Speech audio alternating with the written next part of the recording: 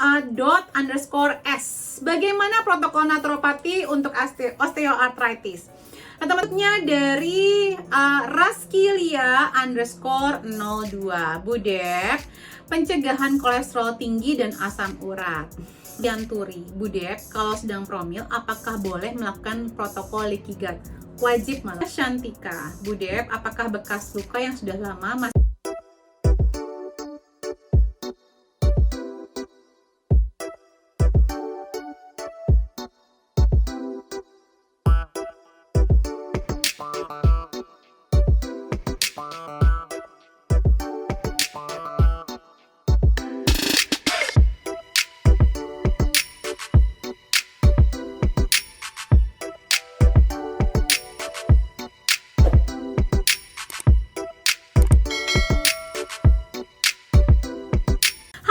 lagi bersama saya Debbie Jamri, your favorite naturopathic practitioner. Oke, tanya sehat Debbie di awal Mei. Awal Mei ya, betul. Loh, kok batuk. Teman-teman jangan lupa untuk di-subscribe, dinyalakan lonceng merahnya biar nggak ketinggalan video-video saya yang terbaru. Nah, ini adalah segmen Tanya Sehat Debbie. Tanya Sehat Debbie, di mana saya akan menjawab pertanyaan-pertanyaan yang teman-teman layangkan tentang kesehatan ala naturopati di Instagram Root of Life UK. Bagi yang penasaran, pengen ikutan, silakan kepoin Root of Life UK, ROOTLIFE_OFUK. Bener gak sih? ROOTOFLIFEUK ya. Nanti setiap weekend ada, bisa bertanya.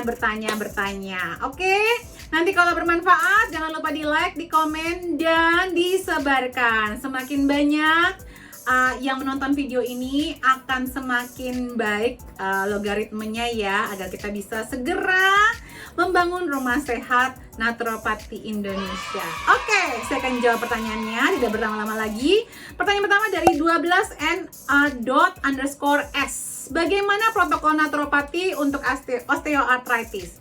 Nah, teman-teman, osteoartritis ini adalah penyakit autoimun yang akar masalahnya adalah satu, itu untuk karena kekurangan vitamin D. Jadi pastikan dosis vitamin D-nya dikejar dan diseimbangkan, dioptimalkan. Kalau di naturopati, vitamin D yang optimal itu adalah minimal 50 sampai 100 atau minimal 80 lah ya. Dan harus di-maintain terus. Dan diperbaiki leaky gut-nya. Ada leaky gut protokol sebenarnya yang itu another thing ya, tapi diperbaikin. Jadi kita harus cek food sensitivity-nya.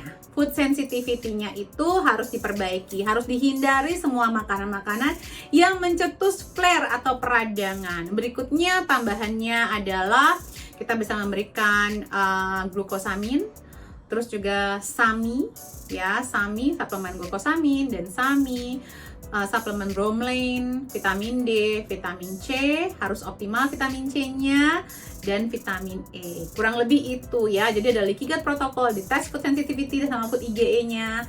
Jadi food allergi sama sensitivity-nya dites, hindarin, lakukan leaky gut protokol, dan optimalkan semua yang tadi saya sebutkan. Berikutnya dari Raskilia_02. Budek, pencegahan kolesterol tinggi dan asam urat. Perbanyak makan sayur. Ikuti saran Kemenkes RI dan WHO, piring kita setengahnya adalah sayuran dan berwarna-warni. Dan itu setiap hari, bukan pas lagi kepengen aja, harus setiap hari. Terus kurangi protein hewani. Kombinasikanlah sumber protein kita. Ada protein hewani, ada protein nabati. Jadi kita itu tidak terlalu banyak makan protein hewaninya, karena sebenarnya kebutuhannya paling cuman sekitar 150 gram ya teman-teman, nggak sebanyak itu. Kalau di Indonesia kita makan sate aja sampai 10 tusuk, kadang-kadang malah 20 tusuk.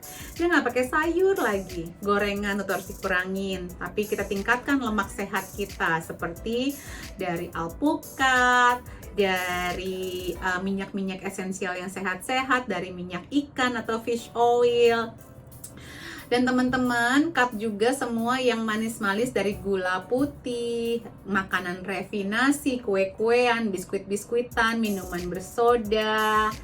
Oke, itu cara pencegahan dari kolesterol tinggi dan asam urat.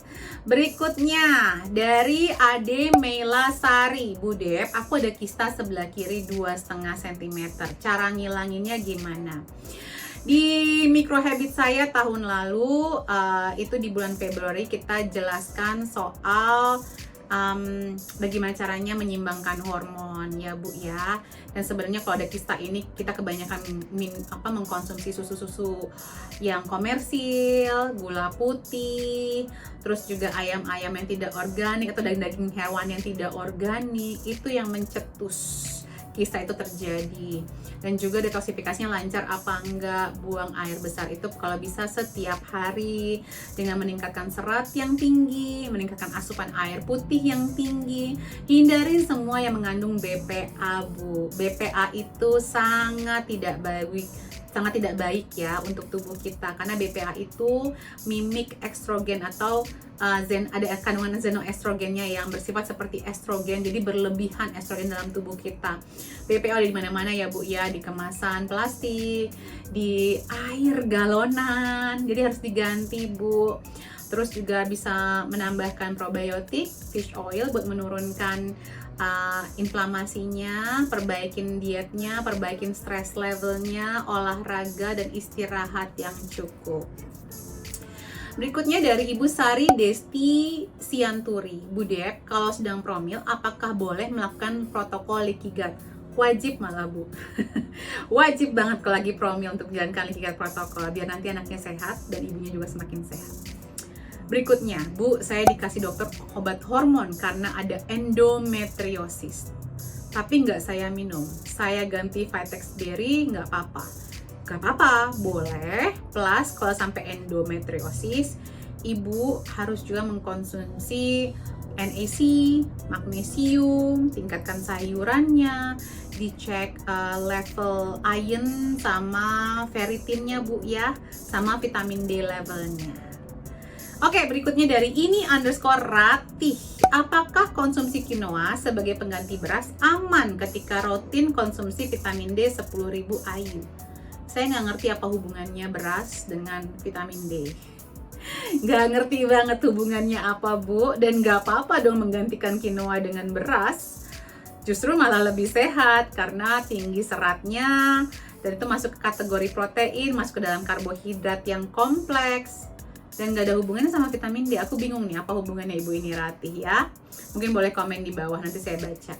Berikutnya dari Prema Shantika, Budep, apakah bekas luka yang sudah lama masih bisa dihilangkan secara alami? Thank you. Bisa. Tingkatkan asupan vitamin C-nya Bu, dari yang segar-segar ya, dari sayuran, ya buah, atau suplementasi. Vitamin E juga, karena kedua ini bisa meregenerasi sel kulit baru, biar lebih cerah, biar hilang bekas lukanya. Berikutnya dari Christine Naibaho, anak saya radang paru, sudah 2 kali, sekarang umur 5 tahun, rumah dekat jalan tol, kasih suplemen apa dan harus apa? Oke, kalau sampai udah 2 kali, cek vitamin D levelnya Bu, gitu ya. Rumah dekat jalan tol, berarti ibu harus memasang banyak pohon di rumah ya, karena kan asap kendaraan bermotor itu sangat beracun dan sangat bisa mempengaruhi, apalagi kalau masih kecil. Tapi juga saya mau cek dulu anaknya berapa vitamin D-nya, dicek ya, zinc levelnya berapa. Terus dites food sensitivity-nya, mungkin saja ditambah dengan pola makan yang kurang optimal bisa menyebabkan ini kena lagi ya, karena radang paru itu juga bisa disebabkan karena produksi lendir yang berlebihan diakibatkan dari makanan-makanan yang sensitif atau alergi dalam tubuh anak kita, terus dikonsumsi setiap hari. Suplemennya bisa probiotik, fish oil, vitamin C, vitamin D kalau kekurangan, dan zincnya Bu dicek juga ya. Oke, kalau begitu apakah sudah? Oh enggak, masih ada. Ibu Lina underscore na 369, HB di angka 10, susah naik, udah makan segala jenis makanan tinggi zat besi dan sangobion. Kenapa ya kak? Bisa jadi karena Lina masih mengkonsumsi nasi yang belum dimasak dengan cara naturopati. Jadi grains ya, seperti beras, seperti oats dan lain-lainnya, atau kacang-kacangan dan biji-bijian yang tidak direndam dulu atau diaktifasi, itu bisa menghambat penyerapan zat besinya. Jadi, dan aku nggak menyarankan sangobion ya, ada banyak suplemen zat besi yang jauh lebih optimal dibandingkan merek ini. Saya nggak pernah menyarankan ini. Ada Biocare, ada Garden of Life, ada Jaro Formulas, ada Thorne Research yang lebih optimal. Dan kalau sudah kekurangan, dosisnya juga harus diperhatikan.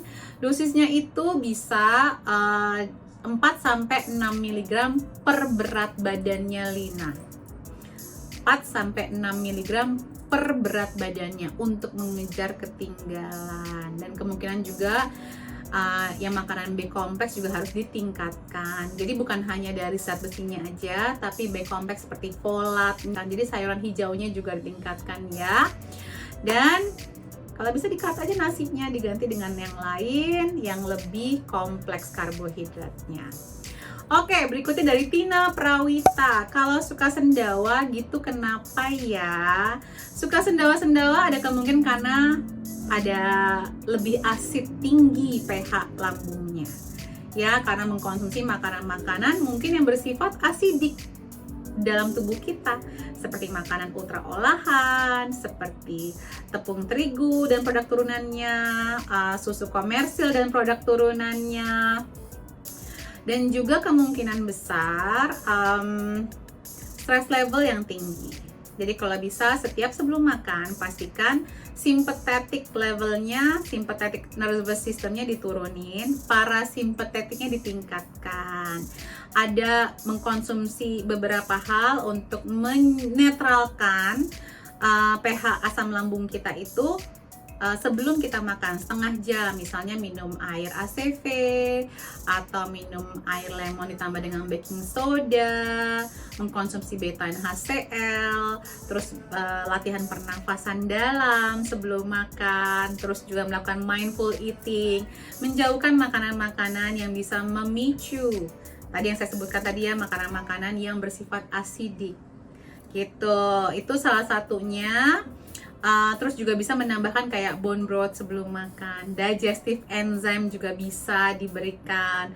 Terus kalau setelah makan bisa mengkonsumsi teh peppermint, itu membantu juga. Oke, semoga berhasil Ibu Tina. Berikutnya dari Michelle 8_8_8. Halo, mau tanya dosis berberin buat insulin resistant 500 mg 2-3 kali sehari sebelum makan. Oke, that's it teman-teman. Sudah selesai pertanyaannya. Semoga bermanfaat. Jangan lupa di-share dan nyalakan lonceng merahnya. Take care, salam sehat selalu.